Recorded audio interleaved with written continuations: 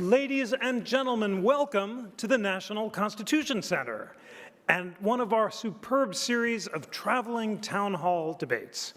The National Constitution Center is a very special place, and I'm delighted to introduce it to those of you who have not yet interacted with us. It is the only institution in America that is chartered by Congress to disseminate information about the U.S. Constitution on a nonpartisan basis. And we believe that in these polarized times, it is important to bring together the best arguments on all sides of the constitutional discussions that are at the center of American life so that citizens can educate themselves about the Constitution.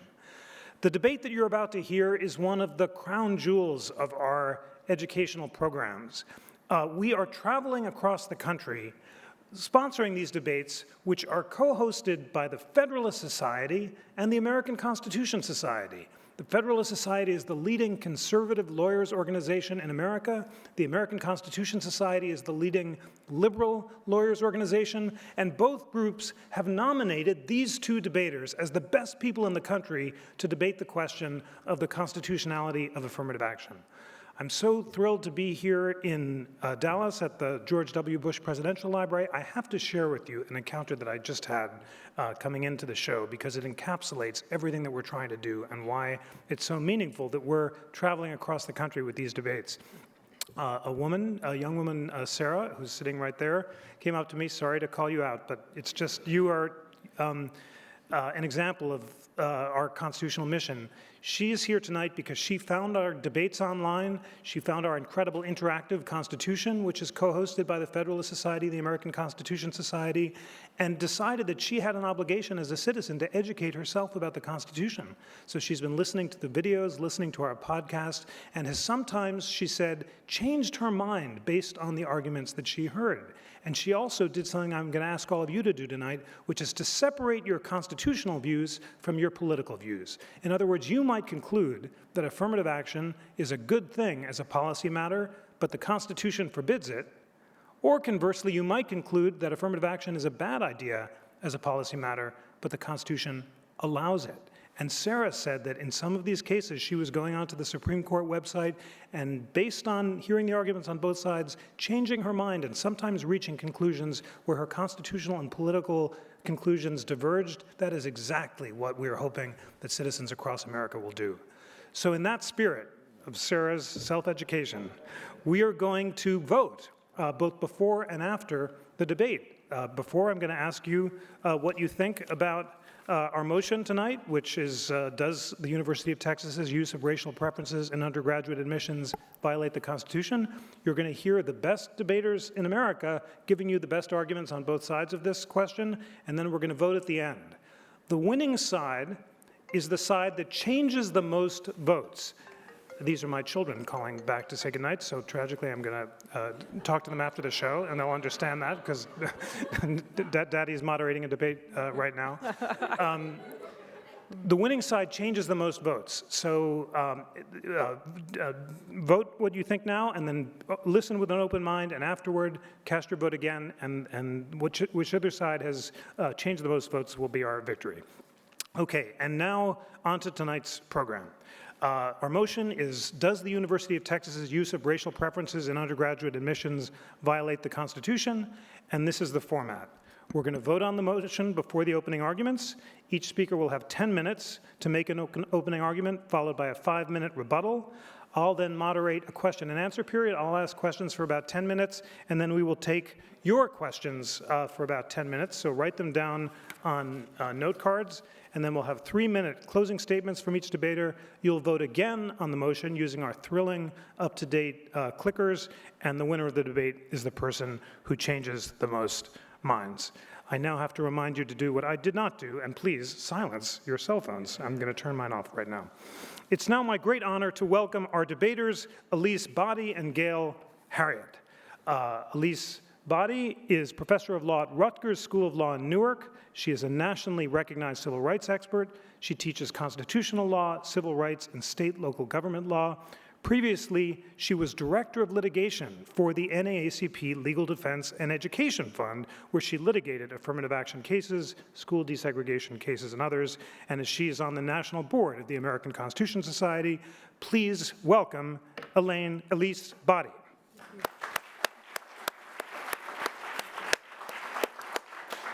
And we are also joined by Gail Heriot, who is Professor of Law at the University of San Diego School of Law. She teaches civil rights and employment discrimination, among other subjects. She practiced law at Mayer Brown and Platt in Chicago before entering the academy. She also served as civil rights counsel to the U.S. Senate Committee on the Judiciary. And she is currently a member of the United States Commission on Civil Rights. Please join me in welcoming Gail Heriot. And now, ladies and gentlemen, to set up our debate, I'm going to provide an entirely balanced, neutral, and nonpartisan summary. And this is going to be brief. This is a complicated case. And I have to tell you, when I teach affirmative action, I have to say that it is among the toughest constitutional questions there is. So don't assume that this is an easy case in advance, and listen closely to the arguments on both sides. But we're lucky to be here in Texas because this case involves the University of Texas, which has sought to increase diversity in its student body like many universities. Texas has done so in a particular way. The state legislature has adopted something called a top 10% plan, which guarantees admissions to students graduating in the top 10% of every high school class.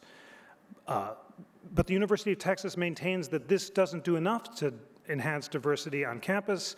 Therefore, for spots in the class that are not filled by this top 10% plan, it uses what's called race-conscious holistic review that looks to a range of factors, including socioeconomic background, extracurricular interests, race, and ethnicity. Abigail Fisher, who is white, was denied admission to the University of Texas's incoming class for the fall of 2008. She sued the university, claiming that its race-conscious admissions policy discriminates on the basis of race in violation of the Equal Protection Clause of the Constitution. And this is the time for me to bring out my thrilling National Constitution Center pocket constitution, which I want all of you to pick up on the way out, and to turn to the 14th Amendment, which turns 150 this year, and which the National Constitution Center is commemorating with a remarkable series of panels and symposia and events, including one next week. And the Equal Protection Clause of the Constitution says the following: no state shall make or enforce any law which shall deny to any person within its jurisdiction the equal protection of the laws. So that's the text that we're going to be debating tonight. And the Supreme Court has held that the Equal Protection Clause requires strict scrutiny of any classification based on race. That's lawyers' jargon to mean that it has to be necessary to achieve a compelling governmental interest. There has to be a really good reason for racial classifications. The court has also held that universities do have a compelling interest in seeking the educational benefits of diversity, and that they can take applicants' race into account as one factor in admissions decisions. That's a holding that was first introduced in the Bakke case from 1978, and it was reaffirmed in the Grutter case from 2003. And you'll hear a lot about both of those cases. But universities are not allowed to reserve a specific number of seats for minority applicants. Abigail Fisher argues that the University of Texas's race-conscious policy is not necessary to achieve its interest in a diverse student body, and she questions whether assembling a diverse student body qualifies as a compelling interest. She's asking, in other words, the question of whether some of those cases should be re-examined. The university argues that diversity is essential in its mission of preparing students to live and work in a diverse society, and the university also says the top 10% plan isn't sufficient because it generates geographic diversity. In other words, because Texas high schools can be geographically defined on the basis of race. Admitting the top 10% students does guarantee a degree of geographic and racial diversity, but not the same degree of racial diversity that is achieved through this more holistic review. So, ladies and gentlemen, we have the making of a rich and important constitutional debate, and we're now ready to begin. Our program today is interactive. Professors Boddy and Heriot will try to persuade you of the rightness of their position on the resolution, and it's time for you to vote anonymously using the polling devices that you've been given. So now for the first vote. Using your device, please answer the following question. Do you agree with the resolution, the University of Texas's use of racial preferences in undergraduate admissions violates the Constitution? If you agree with the resolution, use the arrow key to highlight yes. If you disagree, highlight no, and then hit send, and once you've hit send, your answer will be displayed back to you. This means that your response has been recorded.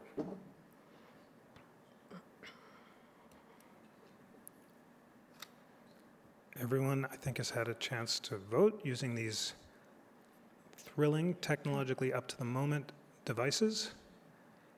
And now it is time for the debate. Professor Harriet will begin, and she has 10 minutes to make her opening statement. Professor Harriet. Thank you. Good evening, ladies and gentlemen. The Fisher case is an opportunity to reassert that race discrimination by the state of Texas, or by any state, should be tolerated only under truly compelling circumstances. Here's a key aspect of the case. Even if you believe something that I don't, that for diversity's sake, a university should be able to use radically different admission standards for students of different races, that doesn't help UT, because it's not needed here. UT would be racially diverse anyway. In fact, UT officials bragged about how it was doing fine on diversity without preferences. In 2004, the last year before race preferences were reinstituted, UT had an entering class that was 21.4% African American or Hispanic, all obtained without resort to race preferences. But let me back up a little and give you some background on the case law. They'll show how we got here. UC Regents versus Bakke was a strange 1978 split opinion in which the Supreme Court struck down race preferential policies at the University of California, Davis Medical School. But the idiosyncratic opinion of Justice Lewis Powell, the swing justice, curiously stated that he would be amenable to the constitutionality of race preferential admission standards if it were done to get the pedagogical or educational advantages of diversity for all students. Powell's notion was apparently was that if this makes everybody's education better, then a little race discrimination must be okay under the Constitution. He just didn't think that such diversity was UC Davis's actual motivation. Powell's opinion opened the floodgates.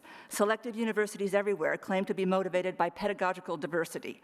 Discrimination in favor of minorities grew to be very common and very large. Meanwhile, Powell had retired, and it looked very unlikely that the court would ever approve his pet theory. So in 1996, the Fifth Circuit Court of Appeals in Hopwood versus Texas said so.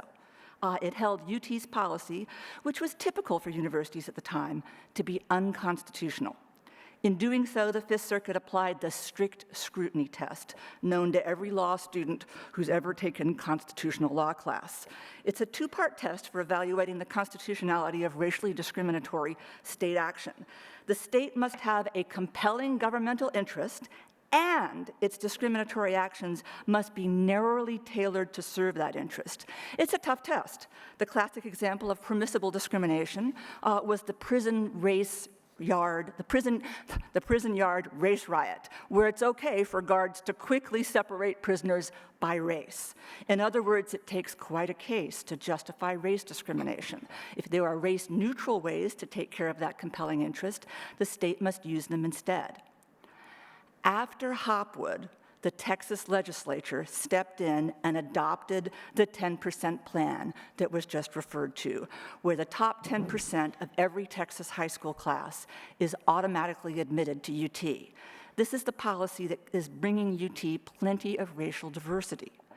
Nevertheless, a few years later, in Grutter versus Bollinger, the Supreme Court, this time with Justice Sandra Day O'Connor as the swing justice, surprised many by essentially adopting Powell's diversity rationale and allowing the University of Michigan Law School to discriminate if needed to obtain a critical mass of minority students. I'm not a fan of her opinion in any way, but quite apart from the result, her opinion for the majority was, well, a little strange. She purported to be applying that strict scrutiny test, but in determining whether the pedagogical benefits of diversity were a compelling governmental interest, she said the appropriate thing to do was to defer to the university's judgment. even some of those on the university side had to choke on that one. A court can't really claim that it's strictly scrutinizing a state policy and then in the same breath defer to the state judgment about that policy. The two are opposites: deference, strict scrutiny. Yet, it's very unlikely it will be wholly overruled anytime soon. You can guess what happened next. UT immediately jumped on it and announced that it would be readopting racial preferences on top of the 10% plan. But wait, UT had already bragged that it had plenty of diversity. It had critical mass. If that's the case, racial preferences would clearly fail to pass the strict scrutiny test. A policy can't possibly be narrowly tailored to satisfy a governmental interest that's already been satisfied. So UT offered two new reasons for its new policy, both of which it later abandoned. First, it argued its student body needed to reflect Texas demographics. But that dog won't hunt, ladies and gentlemen. Discriminating to ensure that each race gets its fair share is a definite constitutional violation and has nothing to do with Powell's diversity rationale or with Grutter's critical mass diversity. The court would never tolerate employing a racial spoils system for UT admissions. Second, UT argued that while it might have adequate racial diversity university-wide, it still needed racial diversity in particular classes and departments, especially science and engineering. The difficulty here is that race preferences are the reason UT had so few minority science and engineering students. They are not the solution. This is why we should rue the day that universities ever started down this road. Racial preferences don't work to accomplish their real purpose, which was never to obtain the pedagogical benefits of diversity, but rather to increase the number of successful minority graduates and professionals. The very large preferences, amounting to hundreds of points on the combined SAT, that are now routinely employed by colleges and universities, produce fewer, not more, Black scientists, Black engineers, and Black medical doctors. They also produce fewer Black college professors and likely fewer Black lawyers. No policy that backfires this badly can possibly be said to be narrowly tailored to solve any compelling governmental interest. Here's the explanation. One consequence of widespread race preferential policies is that underrepresented minority students end up distributed among universities in very different patterns from their white nation counterparts. When the highest schools on the academic ladder relax their admission standards to admit more minority students, schools one rung down must do likewise if they are to have any minority students. The problem is thus passed on to the schools another rung down, which do the same.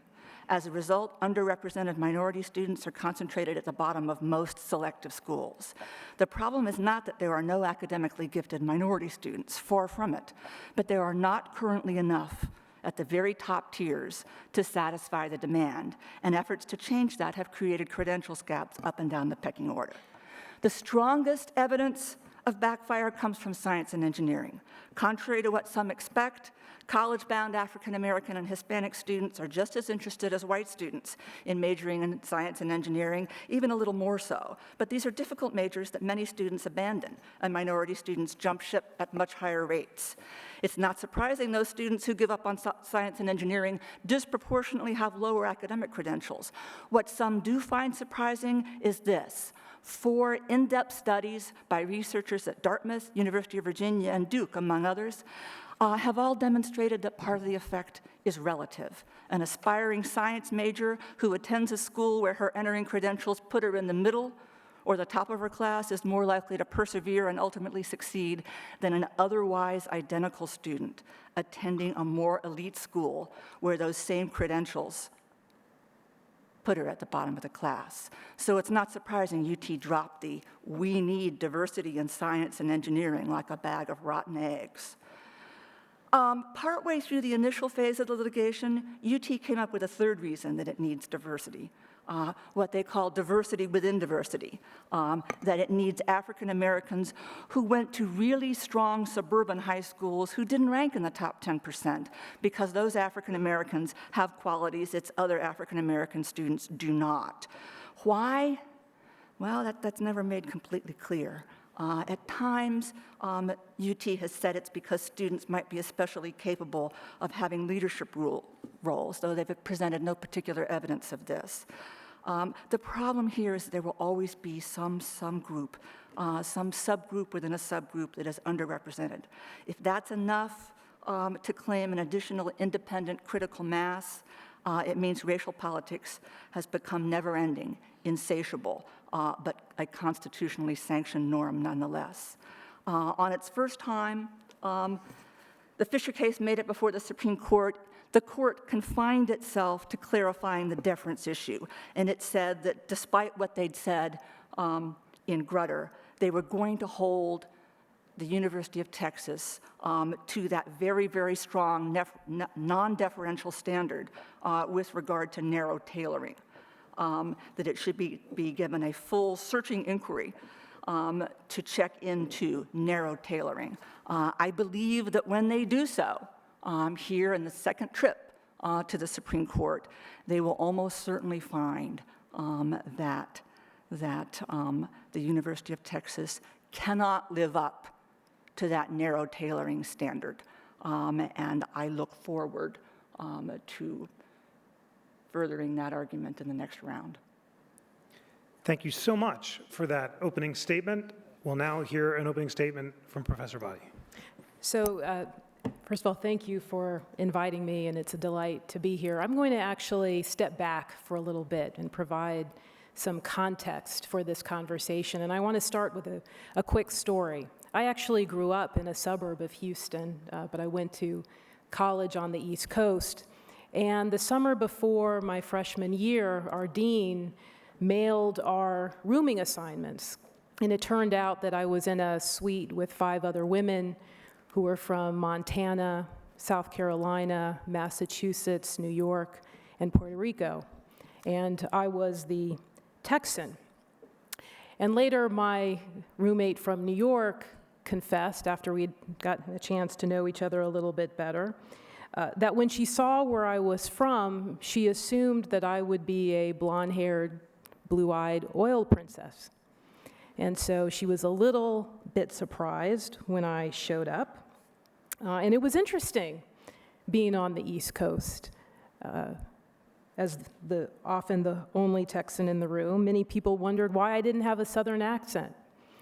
They assumed often that I was from Dallas because this was during the 1980s and the show Dallas was very big back then. And when I would say that I was from Houston and I tried to explain that there's actually a big difference between Houston and Dallas, they would say, whatever.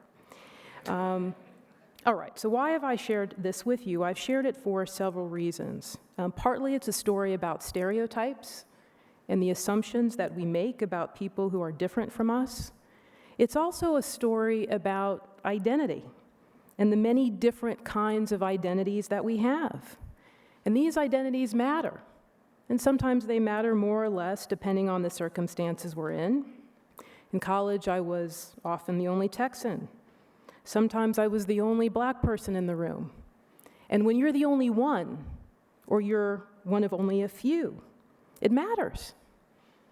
And I also told you this story to show how colleges try to create diverse experiences for their students by bringing together people with different backgrounds, life experiences, and perspectives. So I had the Greek woman from Massachusetts who was in my room, the Jewish student from New York, the white Protestant from Montana. And the goal was to expand our horizons, to help students learn how to interact with people who are different from them, which is increasingly important in our diverse and interconnected world. And this is the purpose of the University of Texas policy that is being challenged in Fisher.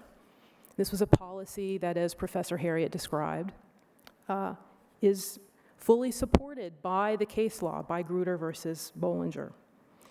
So diversity matters, but I want to just make sure that we remind ourselves why having a diverse student body is important. I talked a little bit about regional identity, but race and racial identity are part of the American story.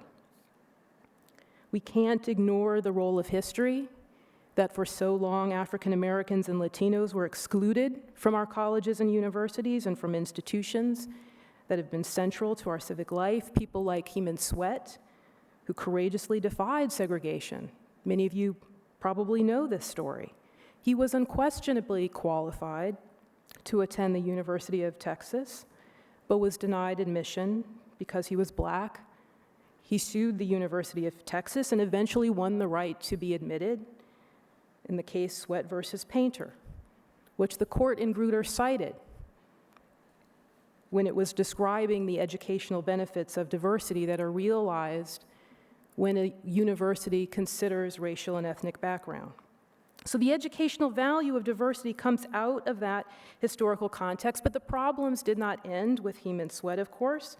They didn't end because we continue to live in racially segregated and isolated communities and attend segregated schools.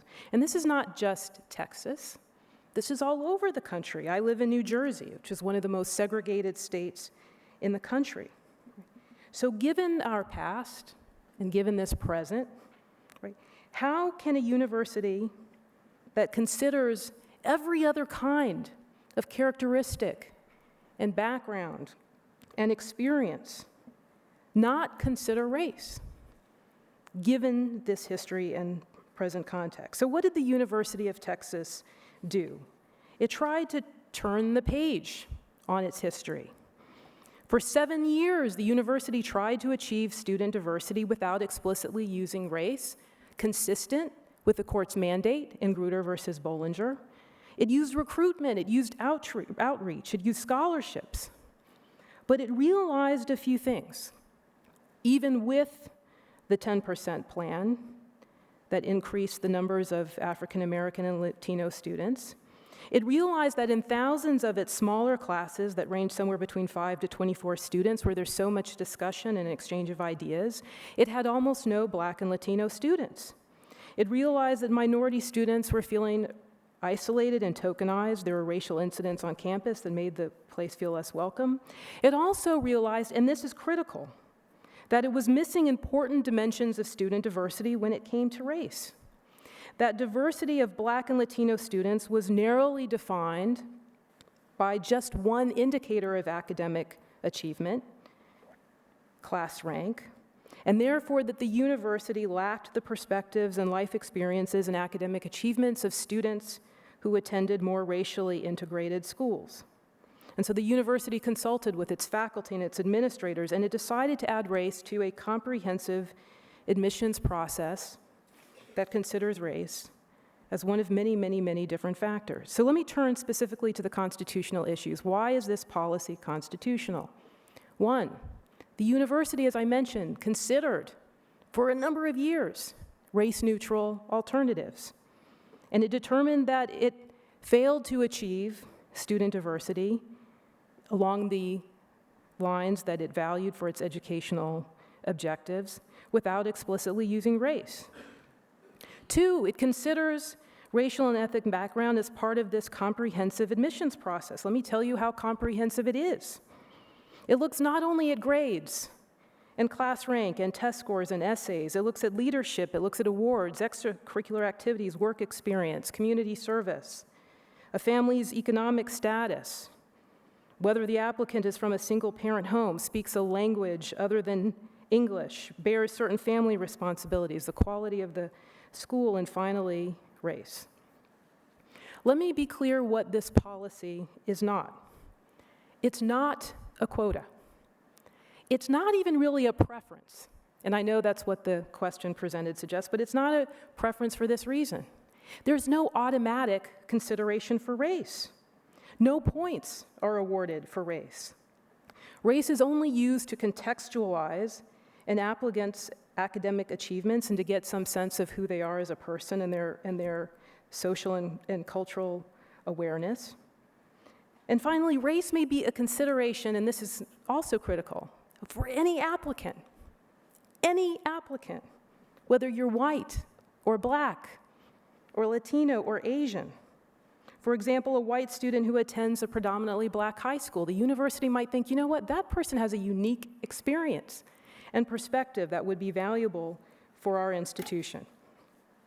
Finally, the university determined that this very nuanced consideration of racial and ethnic background was necessary, not only because it was concerned about the numbers of Black and Latino students on its campus, but also because, as I mentioned, it recognized that it was missing individual life experiences and perspectives. Black and Latino students have different experiences and perspectives, just like white students, as the court has told us many, many times. It demeans the dignity and individuality of Black and Latino students not to recognize these experiences.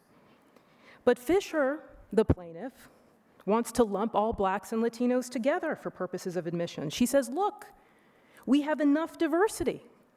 Why do we need more? This is the exact opposite of what constitutional law requires. Let me say a quick word about Abigail Fisher herself. The university has shown that Fisher wasn't denied admission because of her race, that in fact she was denied admission because of her relatively low academic achievement in a very, very competitive year. She was one of approximately 17,000 applicants for the 1,200 seats that remained for Texas residents after the 10% students were admitted. As the Fifth Circuit concluded, even if she had been a minority student, she still would have been denied. So let me conclude with this final point. We have a very weak plaintiff challenging a very, very narrow use of race.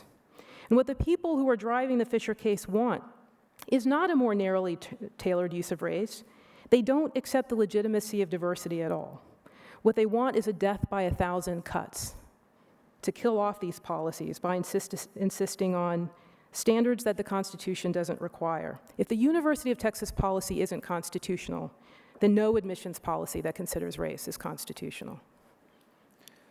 Thank you very much for that opening statement. Please join me in thanking our debaters for setting up the issues so very well. The issues are well and truly joined, and we will now have a 3-minute rebuttal from Professor Harriet. 5 minutes, right? 5 minutes, forgive me. Thank you for insisting on the correct amount of time. The final statement is 3 Okay. minutes. 5 minutes. Let me say that the academic policymakers who started us down this road meant well. Although there was some early research that could have tipped them off, they basically didn't know about the mismatch problem. So why did they start us down this road? It's pretty clear they wanted to increase the number of African American success stories as rapidly as possible. They saw this as social justice. Back then, nobody claimed that the justification for race preferences was to reap the educational benefits of diversity. That didn't come until after Justice Powell rejected all the other justifications offered for them. Practically overnight, universities started changing the name of their affirmative action policies to diversity policies, even though lots of academics freely admitted that diversity was never really the point. Weirdly, these days, it seems that even the social justice concept has gone by the wayside. The thrill is gone. Many university administrators are caught in the quotidian. If they didn't push for more race preferential admissions, they know state legislators and identity politics groups would make them miserable. They also know that they won't qualify for various federal, state, and private foundation funding. Yet there's no chance the Supreme Court would have approved their policies if they'd argued, we have to do this because that's what the Irvine Foundation wants, and that's where the money is. No chance. For good or ill, the Constitution has been interpreted by the Supreme Court to open the door ever so slightly to race discrimination, but only for very limited purposes. Okay, so that brings me back to the narrow tailoring part of the strict scrutiny test, because that's what this case hinges on doctrinally. A crucial aspect of the strict scrutiny requirement of narrow tailoring is that it helps smoke out false professions of a compelling purpose. When the University of Texas says it's motivated by a desire to capture the pedagogical benefits of diversity within diversity, it just doesn't add up. Why didn't they bring that up at the beginning? Where's the evidence that African American students from comparatively prosperous suburban families are going to contribute more to other students' education than students with better academic scores that have been displaced? If this were something other than a poorly thought out political posturing, you can bet there'd be a paper trail in which UT carefully examined the literature on mismatch, and compared the kinds of students these preferences are letting in to the kinds of students who end up losing their chance to go to UT on account of it. A second crucial aspect of the narrow tailoring requirement is that it's supposed to confine the state's power to discriminate. The power must be self-limiting.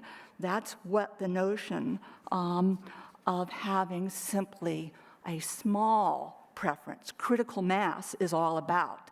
The power must be self-limiting. It isn't narrowly tailored if it can just go on and on.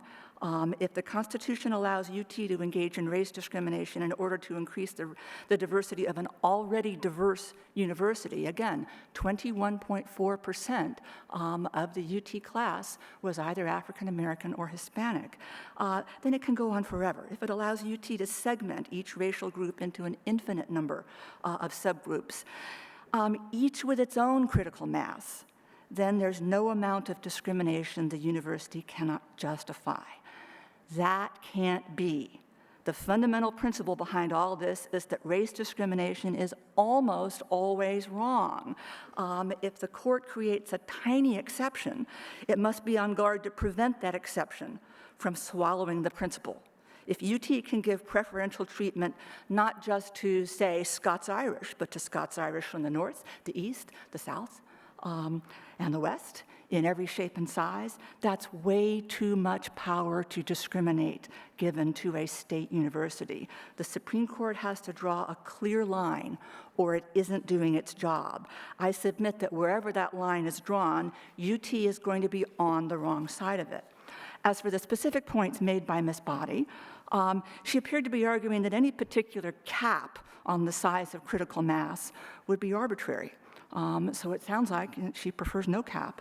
But when the court departs from total prohibition on race discrimination for what is supposed to be a small exception, it has no choice but to define that exception clearly. The alternative is to cede all discretion to the discriminating agency. At that point, you might as well repeal the Equal Protection Clause of the Constitution's 14th Amendment. Ms. Boddy argues that Bakke and Grutter specifically reject rigid procedures, but they reject rigid procedures requiring race discrimination, not procedures designed to prevent that discrimination from getting out of hand. Those cases reject universities' use of inflexible procedures, but not the court's use of them. Why? Because such procedures prove the university's motive is not diversity. For example, in Bakke, the medical school reserved a certain number of seats in the class for racial minorities, but a school that sincerely cares about diversity cares about all forms of diversity, not just race diversity. Maybe there's a child movie star applying, or an Olympic athlete, or a missionary in the mix in any particular year. You never know. In a given year, the best diversity deal for one school can be different in terms of the number of racial slots. Depends on who they're competing against for those diversity positions. Thanks so much. If you could begin to wrap up, that'd be great. Am I done? You are. Okay. Wonderful. Thank you. Great. Thank you so much for that rebuttal. And now 5 minutes from Professor Boddy. So Ms. Harriet has emphasized that the consideration of racial and ethnic background requires strict scrutiny, and indeed it does, but the court has also said that strict scrutiny cannot be fatal in fact. And if you listen carefully to what she's arguing, she's not really arguing for that this is inconsistent with Grutter. She's arguing that Grutter should be overturned because this is the project for people who disagree with diversity, that essentially no admissions policy should be constitutional. And I don't argue that UT has full discretion. It does have discretion in terms of identifying the compelling interest of the benefits of diversity. It does not have discretion in terms of narrow tailoring. And the university has to do some work here, which I assert it has done. It looked at all different race-neutral alternatives. It looked at what its educational mission was. It determined that it wasn't achieving its educational mission. And so it went back to the drawing board, and when Grutter was decided, it concluded that it could consider race in order to improve its diversity and to realize its educational benefits. If you also listen carefully to what Ms. Harriet is saying, she's arguing functionally for a quota.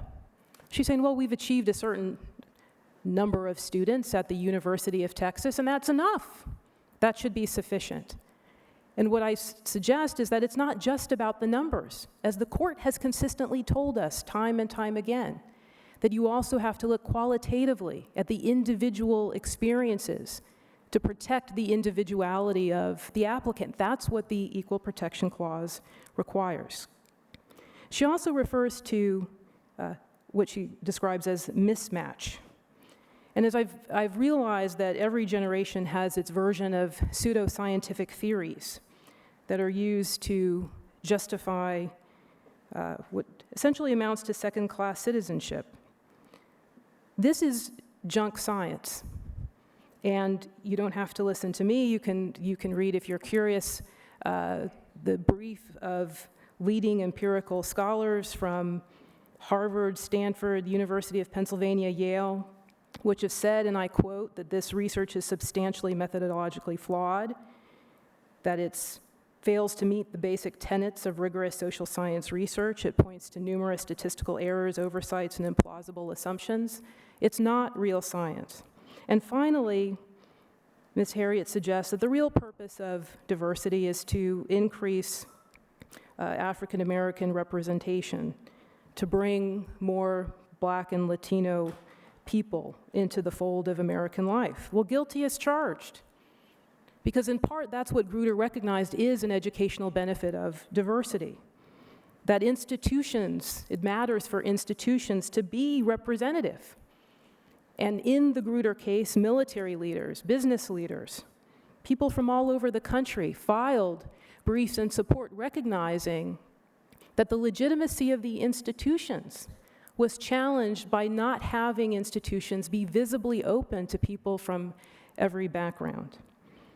And so, in conclusion, I would emphasize that the educational benefits of diversity matter, because we're better as a country when institutions are open, when everyone has the opportunity. That's not inconsistent with Grutter. That is fully consistent with Grutter. Thank you. Thank you so much. Once again, please join me in thanking our debaters.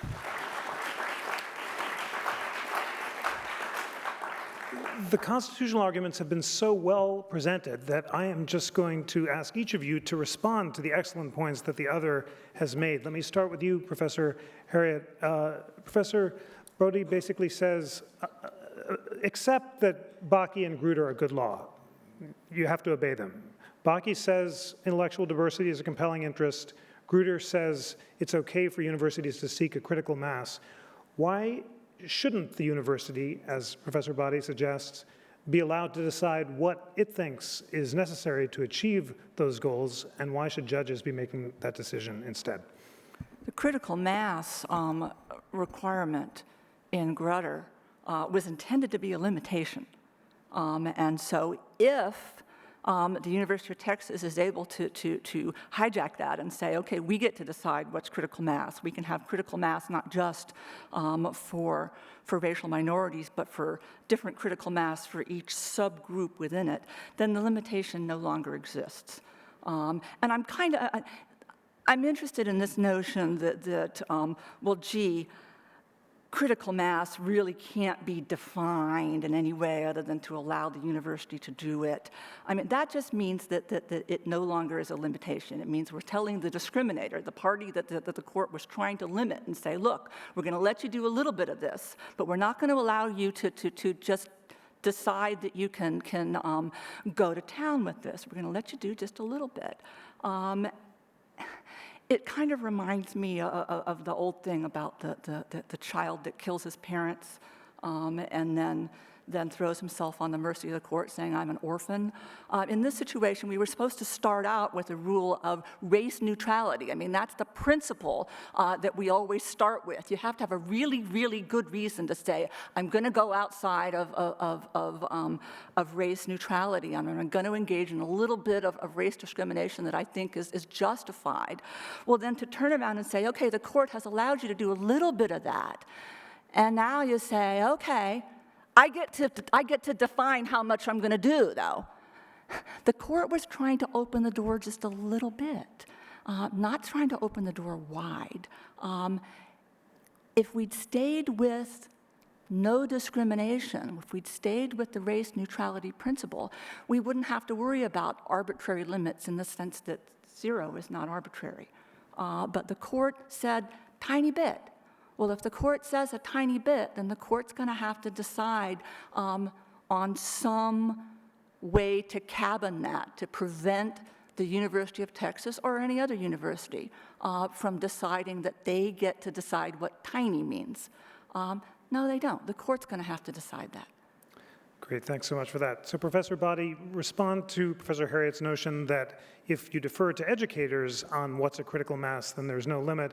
And also please respond to her central claim that basically this is a quota, that she's claimed that the university was trying to achieve ethnic diversity within every class, and only after the fact came up with this new rationale that it was seeking the benefits of intra-racial diversity of people from more privileged backgrounds. But she basically said that's a fake reason, and the whole point of strict scrutiny is to smoke out fake reasons that are really designed to promote quotas, which is what she says that this is. So first of all, I just want to make sure that we're clear on the constitutional standard. So there are two pieces to this analysis. One is the compelling interest test, right? In Grutter, the court recognized that universities have a compelling interest in student diversity in order to further its educational objectives, and it said that it would defer to the judgment, its educational judgment, based on First Amendment law about the unique nature of universities, that it would defer to its educational judgment that diversity was important. In Fisher 1, however, and this is where I actually agree with Ms. Harriot, I don't think she's necessarily heard that I agree, but in Fisher 1, the court said, we want to make absolutely clear that even though we're deferring to that educational judgment, the compelling interest prong, we're not going to defer in terms of narrow tailoring. So what does narrow tailoring mean? It means that you have to consider race-neutral alternatives, as Ms. Harriot indicated. It means that you have to show that the use of race is necessary in order to meet your educational objectives. And so what I'm arguing is that the university did that, because it spent 7 years living under race-neutral alternatives. It used recruitment, it used scholarships, it used periodic review to determine whether or not, and it determined that it was not satisfying its educational objectives. I also just want to make sure we're clear on how this is operated functionally. The 10% plan absorbs approximately, in the year that Abigail Fisher was denied, 81% of the student body was filled through the 10% plan. The balance of the admission slots, approximately 19% in the year that Abigail Fisher applied, was reserved for this comprehensive process that I described. This is a very small number of students who are being admitted through holistic review. This is a very, very narrow plan. And again, I guess my question is, if this plan is not narrowly tailored, putting to one side whether you agree as a policy matter with diversity, if this plan is not narrowly tailored, it's hard to imagine what plan actually is. Now, Ms. Harriot argues that this is a quota. I find it odd that she's arguing that this is a quota, because Abigail Fisher is essentially, as I understand it, is herself arguing for a quota. That is, she said, look, we've got 21% or so African American and Latino students. Why do you need more? That's the definition of a quota. So I'm a little perplexed by this notion that the university is arguing for a quota. The university is saying, we're looking at numbers, but we're also looking at the individuality, the individual contributions that students of color bring. And that's wholly consistent with what equal protection requires. Can I comment Thanks so on much that for Please- just a please- second please- here? Please do, and I want to ask you an additional Okay. question. We're just going to go back and forth, and then you can respond to that too.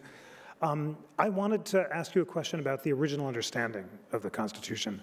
The late Justice Scalia and Justice Thomas, in their dissent from the last version of the Fisher case, basically said that Grutter and Bakke should be overturned because the Constitution is colorblind. And yet, some conservative scholars, including Michael McConnell, have argued that the framers of the 14th Amendment did not believe that the Constitution was colorblind in all circumstances, but only with respect to civil rights, not political and social rights, and the right to go to schools was not considered a civil right, and therefore they say Brown versus Board of Education is hard to justify on originalist terms. My question is, what would the framers of the 14th Amendment have thought about the constitutionality of this program, and did they believe that the Constitution was colorblind? First, I want to clear up that I never use the word quota, and I don't use that word quota. And so when Ms. Boddy said that my point was, gee, the University of Texas has 21.4% African American and Hispanics, why do you need more? I definitely don't say that. My question isn't, why do you need more? My question is, why do you need to continue to discriminate on the basis of race? My point was never, for example, that academic credentials are everything. Academic credentials are not everything. If the University of Texas wants to give special consideration to people who they believe have leadership qualities, fine. If they want to have a program under which they give special consideration to people who give a lot of community service, again, fine, but not race. There's a reason that we come down hard on race. There's a reason that our basic principles tell us that race discrimination is wrong, and it's something we should avoid unless it's really, really necessary. Contrary to what Ms. Boddy said, I am not arguing against Grutter, although it is true that I think Grutter was wrongly decided. What I'm saying is, as long as we've got Grutter that tells us that schools can discriminate in order to get critical mass, we're going to have to define critical mass in some way that does not allow that to swallow the rule. As for your point about the history of the 14th Amendment, what a question. There's a lot to that, and I think it is a big question. Yeah, we could be here till midnight on that. What I can say here is that the 14th Amendment on its face doesn't say anything about race. Wendell Phillips, perhaps the most famous abolitionist of the period before the Civil War, actually suggested a 14th Amendment that would have simply banned any kind of race discrimination. Then there was another version that went before Congress that would have kicked the issue of exactly what kind of state laws are going to be prohibited. It would have kicked that question to Congress. So Congress would have had to have passed a law instead of Brown versus the Board of Education. They would have had to have banned separate but equal schooling under that other version, which also didn't pass. The ultimate version that passed, talks about equal protection under the laws. They purposely left the word race out because they were concerned about the refugees at that point in time. Some people were saying, look, the country was really in very bad shape right after the Civil War. We forget about how many people were in refugee camps, how many people were starving, and it was thought that a straight-out immediate ban on race discrimination might then cause problems. At any rate, through a lot of various versions, they eventually come up with this version that essentially kicks the question to the courts. And the courts had to come up with what I would call a common law of equal protection, which I regard the strict scrutiny doctrine as being that, exactly that. And what I am saying is that strict scrutiny doctrine, if we want to have stable constitutional equal protection law, we need to stick to that formula. And sure, it may change a little bit over time, but the fundamental point with strict scrutiny is race discrimination has a special place. And the Supreme Court decided that as early as Strouder versus West Virginia, which was just a few years after the Civil War, that they are supposed to look very carefully at race discrimination and only allow it in the most compelling of circumstances, only when it's quite clear that it's necessary to accomplish that compelling purpose. Thank you very much for that. Professor Boddy, respond if you like to Professor Harriot's account of the original understanding of the 14th Amendment, but I'd like you to address square on the question that several justices asked at the oral argument.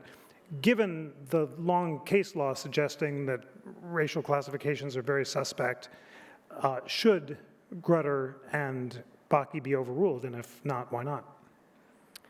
So I'll take that last point first. So most definitely not. It doesn't surprise anyone, I'm sure, to hear me say that, for all the reasons that I've argued, that it matters for our institutions to be open to people from all different backgrounds, including people from different racial and ethnic backgrounds.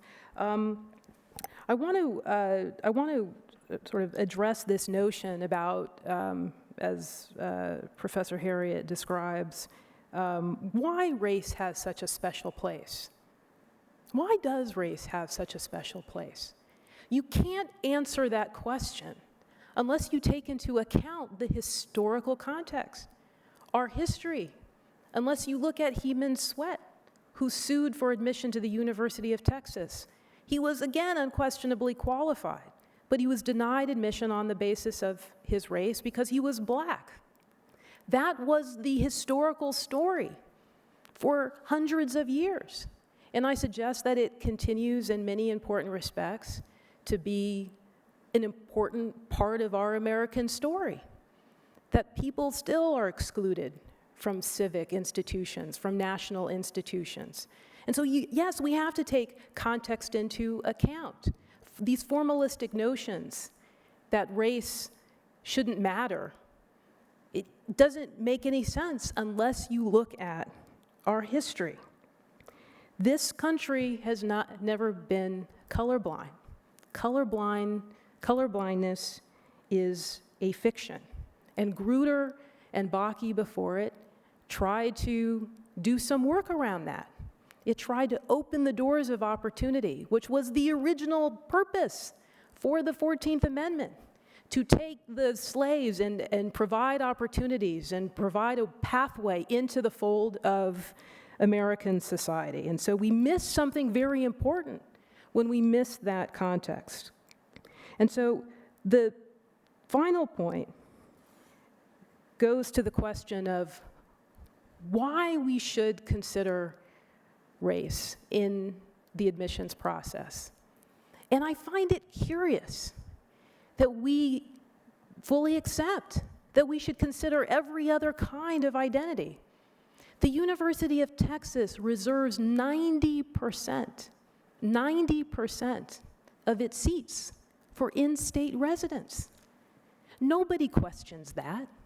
Nobody questions the use of athletic background. Nobody considers whether someone gets an extra benefit for playing the cello or having parents who may have been donors to the institution. Nobody thinks twice about that. But race, right? It makes people crazy to think that the university might be considering racial identity. How is it fair not to consider racial identity if racial identity matters to the applicants who have declared their race? The university doesn't identify people by race. These are people who identify themselves by race. So why does that make sense, again, given our history and our context?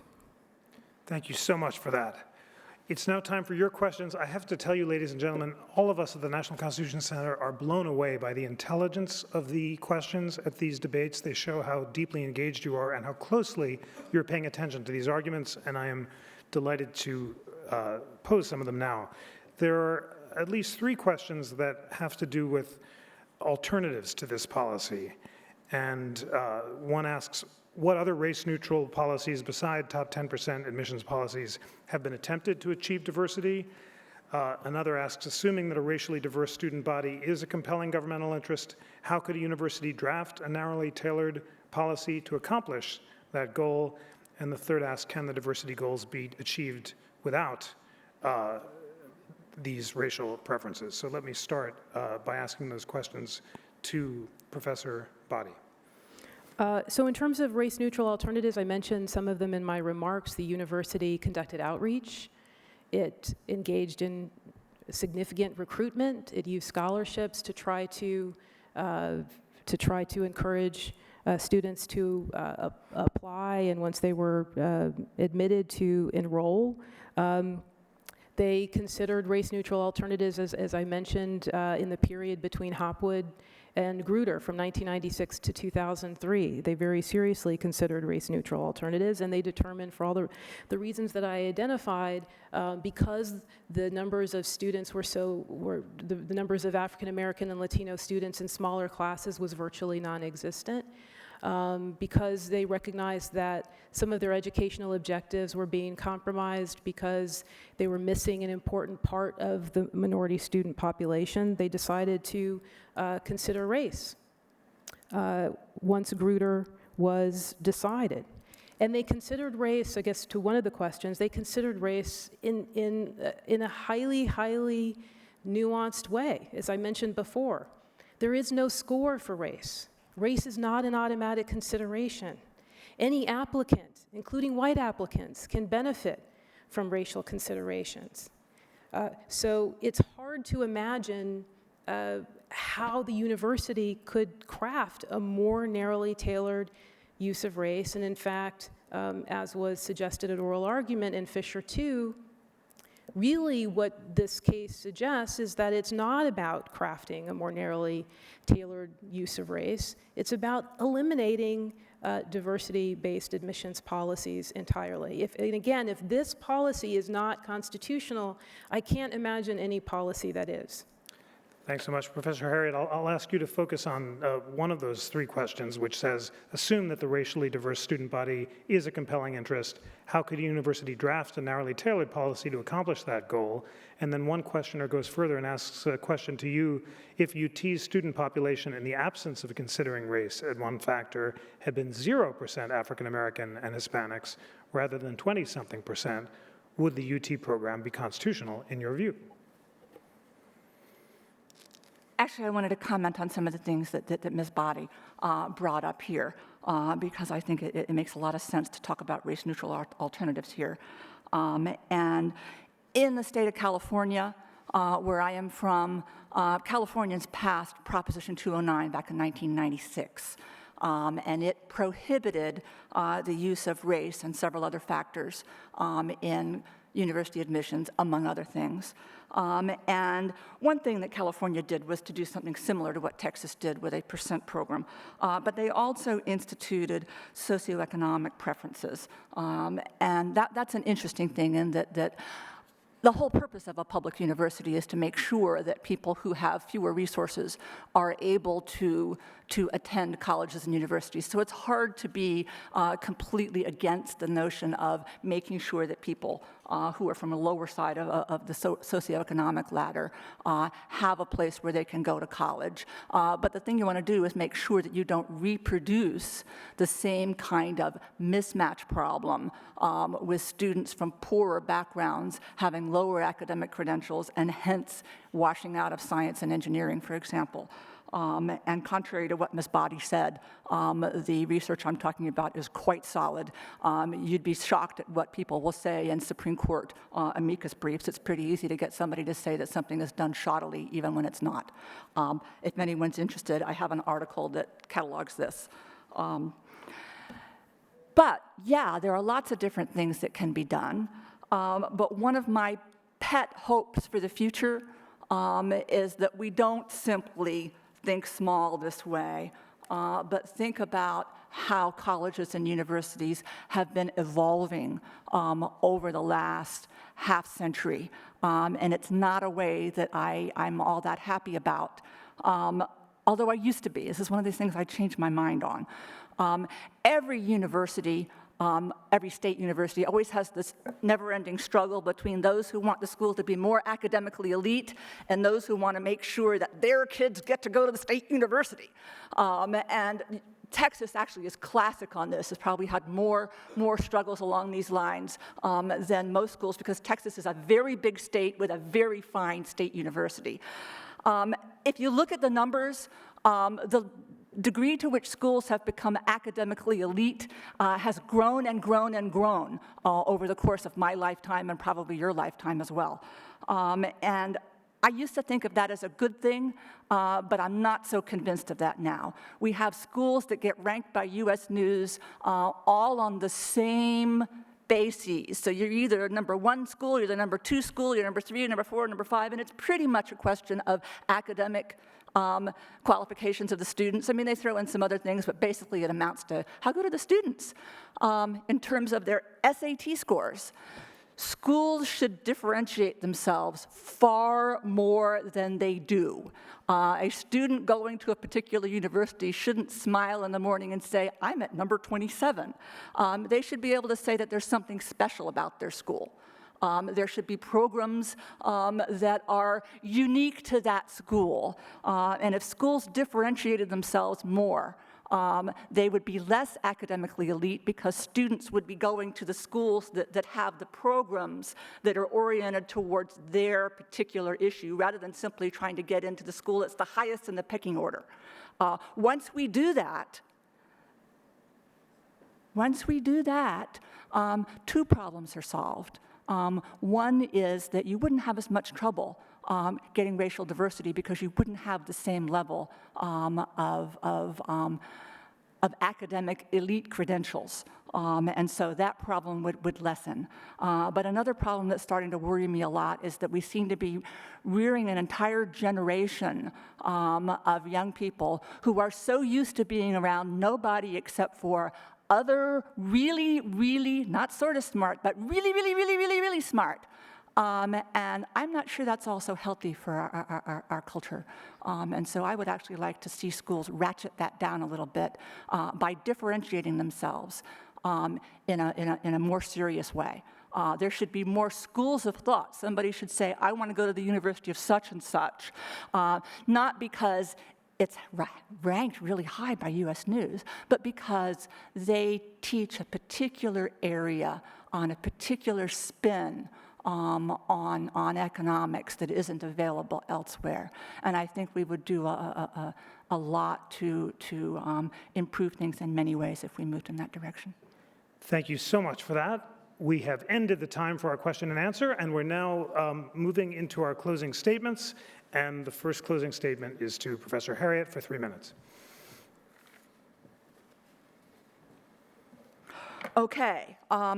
Fisher versus UT is a crucial case for determining where the constitutional limits of race preferential policies lie. If the court can't draw a line here, it won't be able to draw a line anywhere. UT already had a racially diverse student body with, as I said, 21.4% combined African American and Hispanic representation before it adopted its current system of race preferences. It had critical mass, which is all the case law has ever permitted. There's thus no legally cognizable problem to solve.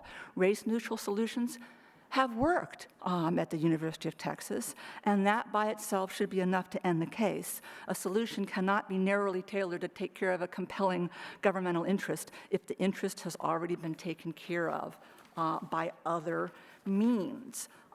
Ms. Boddy said that Ms. Fisher lacks standing to assert the claim because she wouldn't have gotten in anyway. We don't actually know that. The trial court bifurcated the proceedings in such a way that her attorneys do not yet have access to the evidence on that issue, but it doesn't matter anyway. There's plenty of case law allowing victims of discrimination to sue, even if they probably wouldn't have gotten the benefit they were seeking, whether it's a job, college admission, or whatever. Anyway, the most obvious theory here is what lawyers call unjust enrichment. Texas has a fee that it charges students who apply to the school. If Texas were running a lottery and it threw out Ms. Fisher's ticket on account of her race, she wouldn't be able to prove she'd have won that lottery. You know, it's a lottery after all. She probably wouldn't have, but she would be entitled to sue to get her money back. Same deal here. And so that argument, I think, isn't going to work here. Back to the argument that there is a cap, that I'm arguing for a cap on critical mass. Yes, I am arguing for a cap. But that's exactly what's needed here. As I said, my own view is that Grutter was just plain wrong, and we never should have permitted race discrimination by state universities in the first place. If the court had ruled as I had hoped, we would now have more African-American doctors, more African-American engineers, dentists, scientists, college professors, and probably lawyers. And that would have avoided the problem of the arbitrary cap, because 0 isn't arbitrary, as I've said. But I didn't get my way on that, and I can't snap my fingers and make the Grutter case go away as much as I would like to. Instead, what we've got here is that small exception, and the only way to keep it small is for the court to assert itself here and say that when they said critical mass, they really meant that, and not any notion that UT's demographics should reflect the state demographics. Thank you so much for that. And the final closing statement to Professor Bhatti. So first, a few points in response to some of the points that Ms. Harriet made. With respect to mismatch, there are a lot of things that we can disagree on in principle. This is not one of them, because this research has been repeatedly and roundly and thoroughly criticized, and this is not just by some fly-by-night empirical scholars. These are distinguished empirical scholars. You can read the brief that was submitted in support of the university. It's on the SCOTUS blog website if anyone is interested.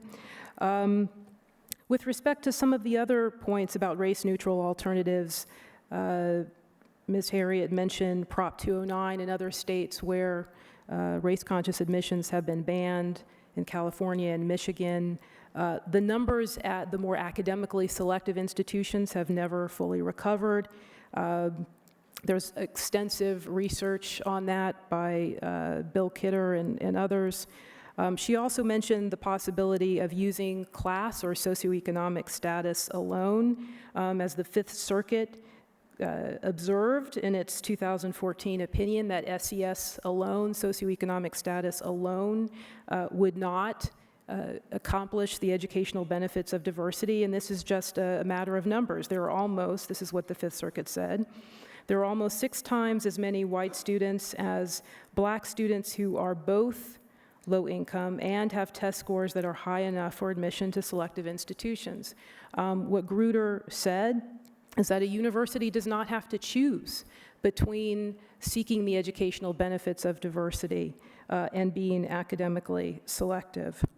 And then finally, I think if you listen carefully, what Ms. Harriet is saying is that it's okay if students of color are not in academically selective and competitive institutions, and that being elite isn't everything. Well, that's true, actually, that being elite isn't everything, and there are many good colleges and universities, but it's not okay for Black and Latino students to be entirely absent from competitive institutions, because again, it matters that students have opportunities to attend these institutions. It matters that the pathways to institutional access be open and representative. And then I just will conclude by saying, if Grutter is in fact right, if Grutter continues to be good law, as I argue it is, then this policy is constitutional. There is no policy that is constitutional if the University of Texas policy is not constitutional. Thank you so much, ladies and gentlemen. Please join me in thanking our debaters.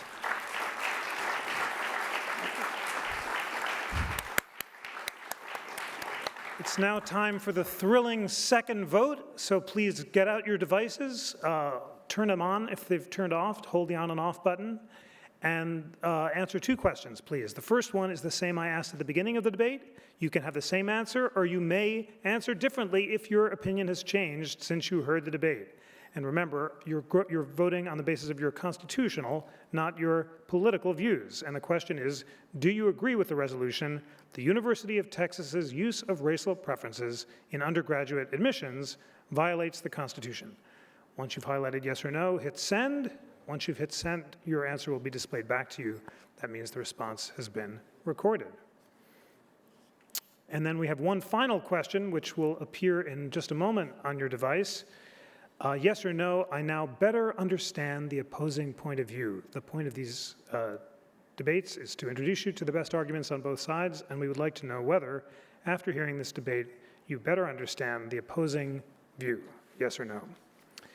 Thank you for voting. While the responses are being tallied, I'm going to take a minute to plug the extraordinary series of debates of which this is one part, and to tell you how this fits into the broader mission of the National Constitution Center to transform constitutional education in America and to bring these arguments to every student in America.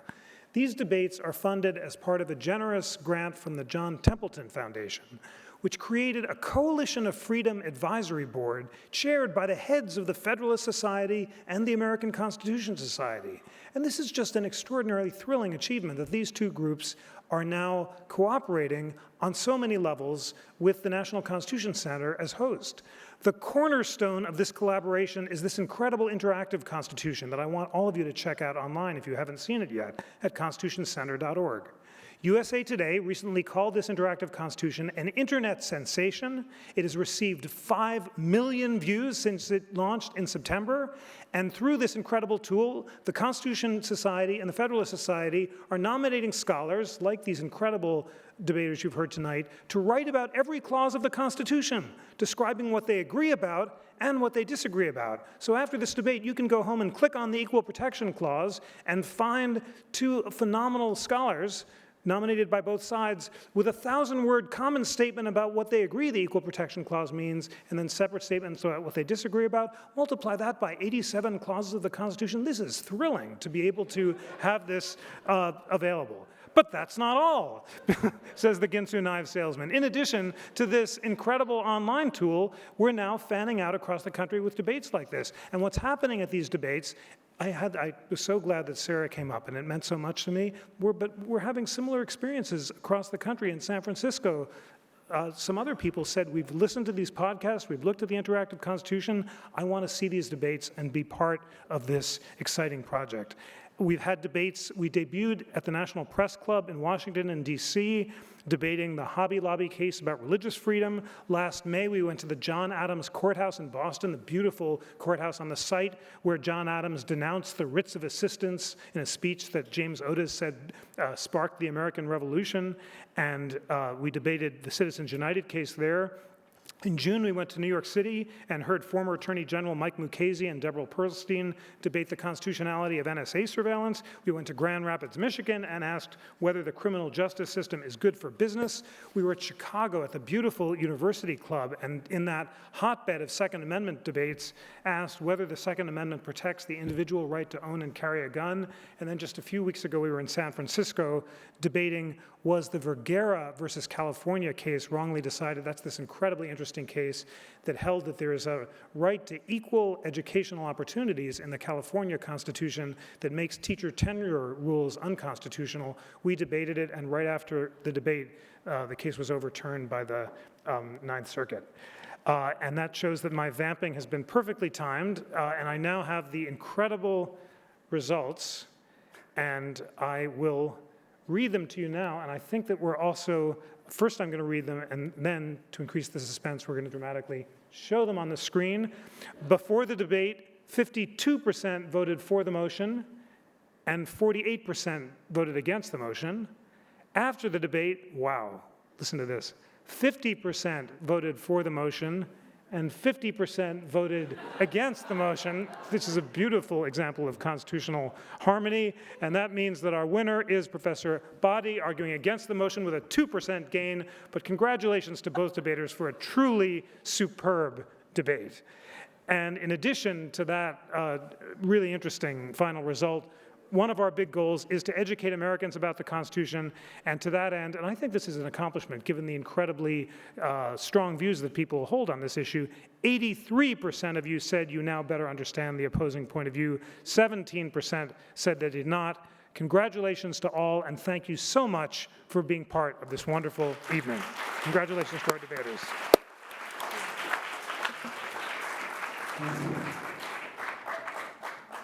Thank you so much. Please join us outside.